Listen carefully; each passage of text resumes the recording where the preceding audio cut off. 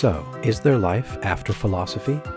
I'm interviewing philosophy majors years after graduation. Let's hear what they have to say. I'm Christopher Annadale.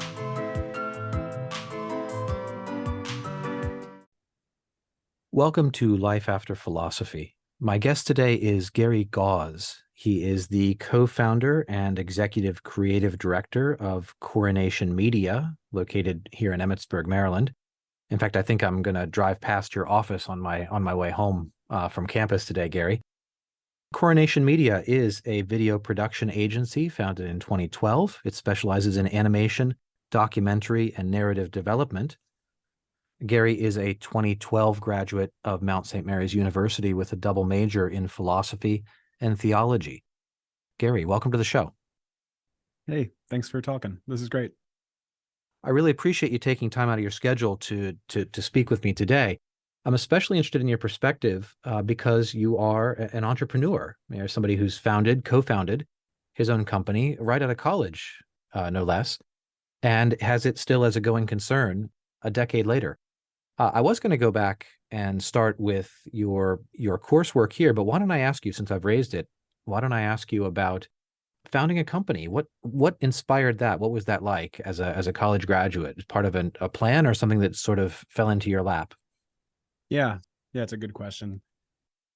I always knew, since I was a little kid, that I wanted to be in film, wanted to be a filmmaker, wanted to tell stories that way. Even up until going to the Mount, that was always a sort of core part of my desire of what I wanted to do, what I wanted to achieve. And I had worked, even in high school, freelance videography and things like that. Before I was headed to college, I actually talked to a producer who worked on films, and I was like, should I go to film school? What should I do? Should I go get a liberal arts education? And he said, you should go to college so that you can learn what to tell stories about. So that's what prevented me from going to film school. That was like the one thing I needed, because he was like, the technical skills you can pick up later. You're already doing a lot of the things in the technical world. That's something you can learn on your feet. But what you need is a good core, and you need to have something to tell stories about. So that's actually what drove me to go to Mount St. Mary's and why I selected that. And it certainly was part of the decision for a major as well. But yeah, starting the company, even though that was sort of planned, you really never know what you're doing fresh out of college. I had no idea, it was very risky. I got married, started the company, had my first kid all within a year. And it was definitely a young man's game because it was risky, but it's been great. That's fantastic. Let me go back and ask you about the major then. This is a great way of putting it, right? Having something to tell stories about, or knowing maybe what sort of stories are the stories worth telling. You said that entered into your thinking about majoring in philosophy and theology. Yeah. Did that come easily to you, or did that emerge out of a sort of process as you went through the core curriculum and developed as a student? Yeah, it was a little bit. I when I first came to college, I was weighing, what major I wanted. And I think because I was naturally drawn towards wanting to make films and have some sort of context to do that, I considered an English major. I think that was like year one. That was something I was considering, but I always knew I would double major in theology or philosophy. And what ended up happening is just with the introduction to both philosophy and theology at Mount, with those intro courses and the core curriculum, it was like, I can't choose. Like, I have to do both of these things. And so the English major fell by the wayside, and I just got stuck on philosophy and theology. And so it was all within that context. I mean, I definitely did not see myself as an academic. I definitely didn't see myself as someone who could really be the most competent in either of these disciplines. I felt like someone who was observing and taking it in and engaging with it, but I knew it wasn't my academic discipline, but I knew that it would give me the right foundation in order to tell stories that ask questions that are reflective of the human condition. Yeah. And so that was the decision.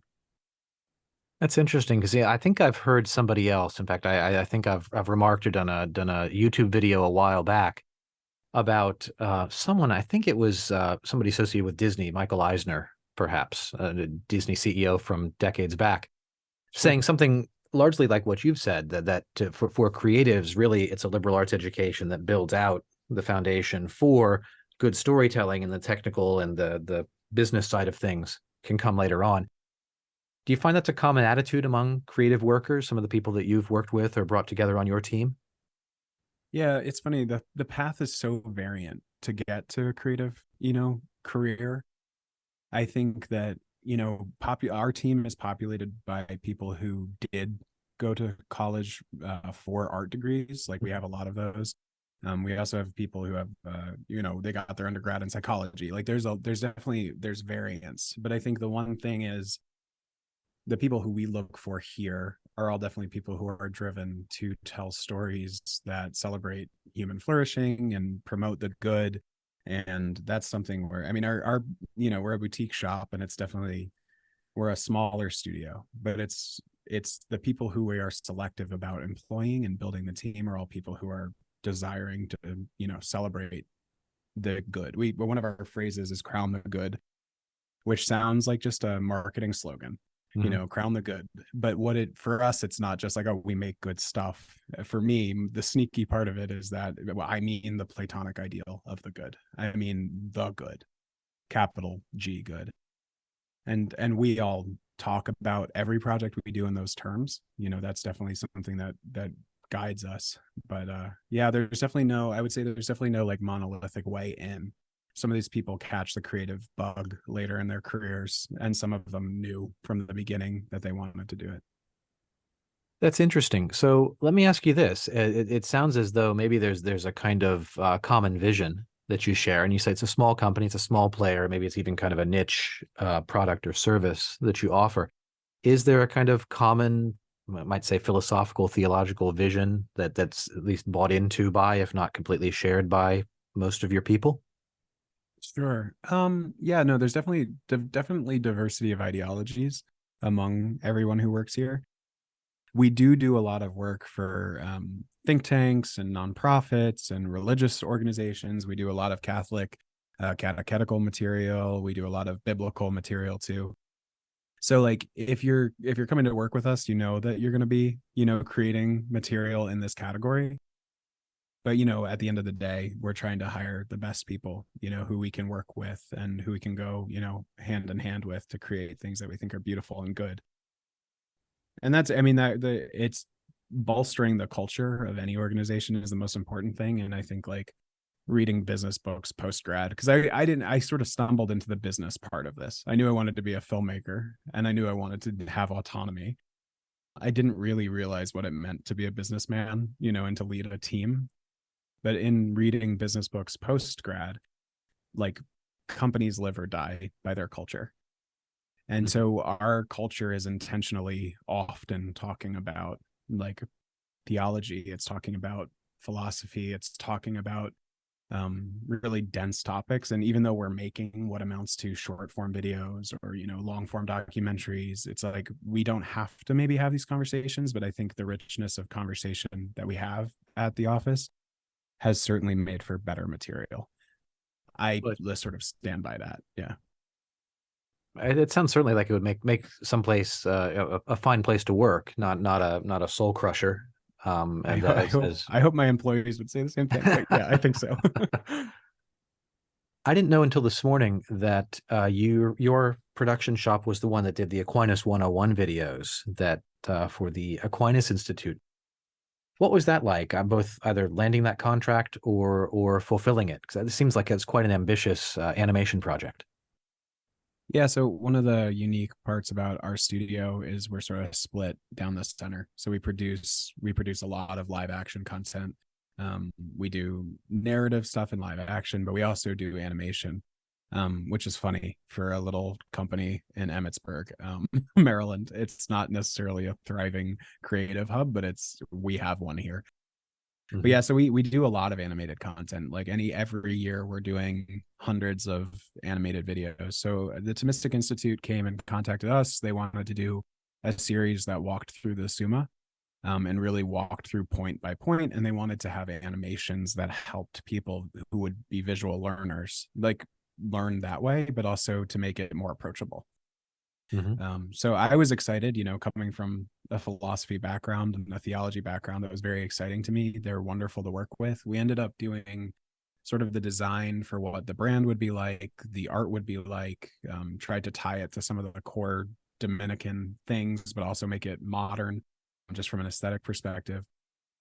But the real thing was trying to crack the code on visuals that could be animated and could explain some of the more ephemeral things in the Summa. That was definitely it's definitely a challenge. It's a challenge for any organization to boil down, you know, this format of videos are typically called explainer videos. They're videos that you have the speaker who is an expert on a topic, and then you have visuals that accompany that and help people who maybe wouldn't understand them otherwise learn visually.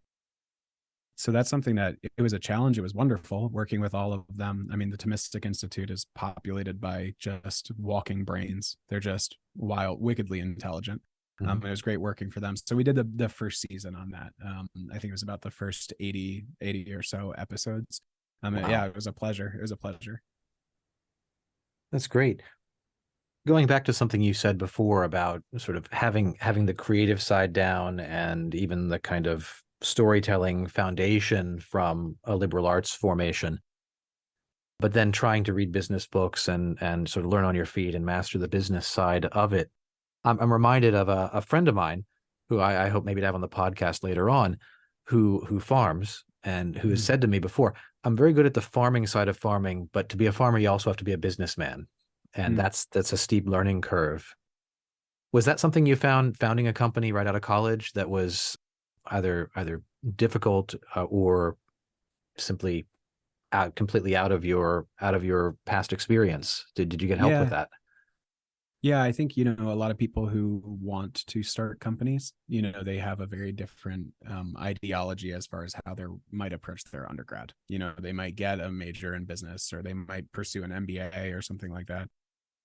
What I what I wanted to achieve was to create a company that would allow me to create beautiful films and to serve clients on an agency side and help tell stories. I was personally very driven to help elevate content in the Catholic world to make Mhm. it something that was beautiful and rich, and that was definitely a challenge.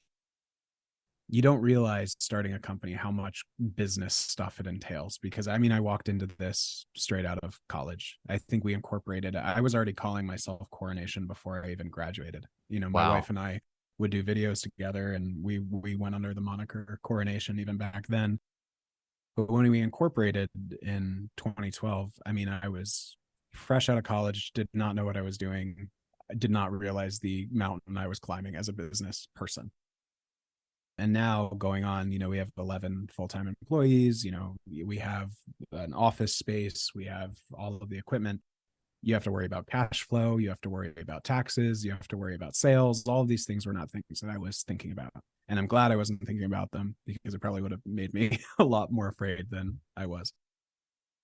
But since college, when you start a company and when you have a growing company, you read a lot of business books, you think a lot about business principles. And if anything, I think probably my philosophy degree helped me, because I was able to digest business advice not just as some sort of rote, this is how you do it, this is how you have to do it, but I was able to ask first principles questions. I was able to say, okay, does this bear out for us? Does this align with our virtue, what we're trying to do?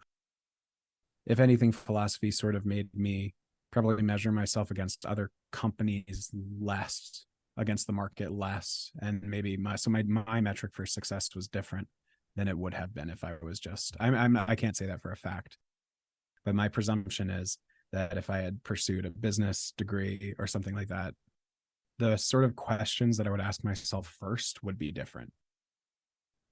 This is an interesting paradox, isn't it? Then is that you've in a sense with only 4 years perhaps in college, you have to choose between the sort of building the self down a liberal arts path or building the skills and the sort of professional preparation, including maybe credentials and mastery of tax law and other things that you would need as a Mm. businessman on the practical side. certainly don't want to suggest that this is the only balance, but it seems to be the balance that worked out well for you, which Yeah. was doing the liberal arts, the storytelling foundation, and then picking up the rest of it later on. Yeah. Have you had any regrets about that? No, none at all. Yeah. I think my philosophy degree has allowed me to post grad to ingest business advice, but also to apply first principles thinking to it. So I'm not just accepting it as like, okay, this is how the way you do things. It's like I interpret it, I ask questions about it, I pull it apart, I make sure it works for us, I make sure it aligns with our values. I think that philosophy, if anything, philosophy reading is a lot more rigorous than some business reading that I've done post college. And so I think that, yeah, if anything, it laid a foundation that has made ingesting that part of my life significantly easier. So no, I have zero regrets. And That's then as great. far as, a creative who has to tell stories, and especially one who's often working with in the space of education and telling or explaining legal concepts for think tanks or explaining theological concepts for religious orders or creating catechetical material for grade school kids. All of those things that I do on the creative side as a creative director, those are definitely brought to life by my liberal arts background. I just wouldn't have the same love for them. I wouldn't have the same background. I wouldn't have, there's a lot of like fault lines when you're in different small ecosystems, like the theological ecosystem. If Right. you're in that, if I didn't know, there might be things I'm fumbling over all the time that the client would have to correct me on. But since I already have that framework, it's really made things very easy. We can plug into an organization very rapidly, understand where they're coming from, and then Mhm. help interpret their story for their audience. Let me think for a moment from the perspective of the potential philosophy major. A lot of times people think about college and about college majors, and one of the things high on their mind is security and especially career success afterwards. And one of the handicaps to philosophy as a major is there's no direct path except perhaps to philosophy professor, and that there can't be that many of us. How did that work for you? Are you thinking, I realize founding a company right out of college is a big risk, especially when you're getting married, you're having children, all sorts of things are happening. Was this simply a kind of leap into the blue for you, or did you carry with you a sense of security from the kind of education you got, that wasn't a more practical sort of business vocation oriented education? I think that I think that like a lot of young entrepreneurs in their early 20s, you have I'm going to do this and there's no other option. And so I think that's definitely the mentality I had with me at the time was, you know, I'm trying to start a family, I'm trying to start a business. There's nothing else. This is the only way that I'm going to make this work. So I think that you have that sense of like, I cannot not succeed, which is really, there's a lot of like, sort of like, there's a lot of ego in that maybe, but it's also like, it's a good fuel. It's a good fuel. Now, I don't think I would have that now, the same level. 10 years in, I don't have that same sort of just like, come what may, I'm going to get this done. I'm going to start this business in the face of the odds, which is most companies fail within their first, few years. Right. Now, as far as how the my philosophy major would have bolstered that, I'm not sure. But what I do know is that it gave me the ability to communicate with clients, especially about some of these more ephemeral or sort of like specialized niches that we are often telling stories for. It gave me ability to communicate with them, and it gave me a background to be able to make sure they understood that I understood their priorities. So I think if anything, that may have allowed me to feel more confident than maybe I even should have been. I remember being told as a young man myself, younger than both of us are now, that if you're going to take risks in life, if you're going to found a company or travel Europe, do it when you're young. You have plenty of time left in your life to recover from whatever failures you might incur. By the time you get into your 50s, you're not perhaps, but both you don't have that sort of will to power drive that I'm going to make this happen no matter Right, what. right. And also you've certainly got more to lose by the time you've got a family and Yeah. your mid career. So I'm I'm glad to. four kids in now, so like the value proposition of starting a Oh, business at this stage would be remarkably different than it was right after graduation at Mount, and then just being like, I'm going to do it, like that. It's a very different thing. right. I'm glad it's worked out so well for you. Yeah, That's it's been great. fantastic. Do you have any advice for current or potential philosophy majors, people who are thinking, what am I going to do a year and a half from now when I graduate? Not knowing whether they would be going into the creative field or starting companies like you. Any advice? Yeah, I think that I'm biased, but I think that a liberal arts education is probably one of the most valuable things that's impacted my life, specifically in philosophy. I love theology too. I always felt myself slightly more drawn towards philosophy. I think that approaching the world from a sense of wonder is critical for me as a storyteller, but it ought to be critical for anyone in their vocation in their career. If you can operate in the world and constantly from a state of wonder, constantly asking those questions, seeking the answers, seeking the truth, you're going to be in the best position that you possibly could be, because from there, learning other technical skills is a lot easier. So I'd say embrace first principles thinking, learn about the framework that our world operates on, learn logic. You can pick up a lot of the technical skills on the way, but clear thinking is one of the most important success metrics for any field. And I think especially too, I mean, this is a little bit buzzy, but like as machine learning, increases, as there are like challenges to the way our world is built, and some of that human capital is challenged by even just AI.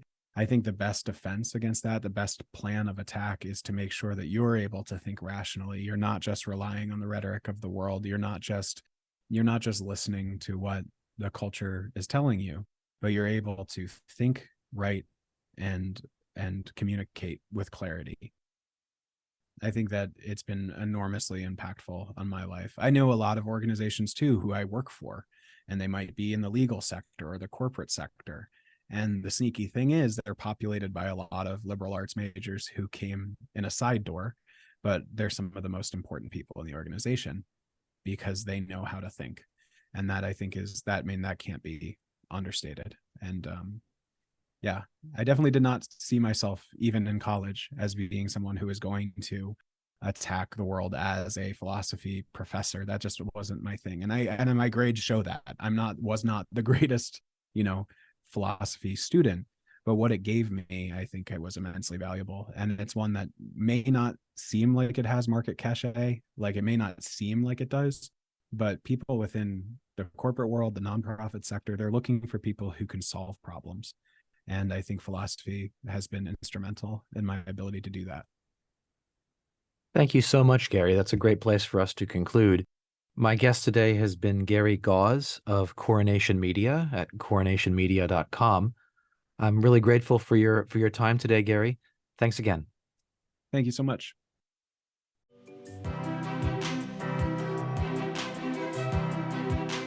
Thank you for listening to Life After Philosophy. If you enjoyed the podcast, please rate it 5 stars and share this episode with a friend.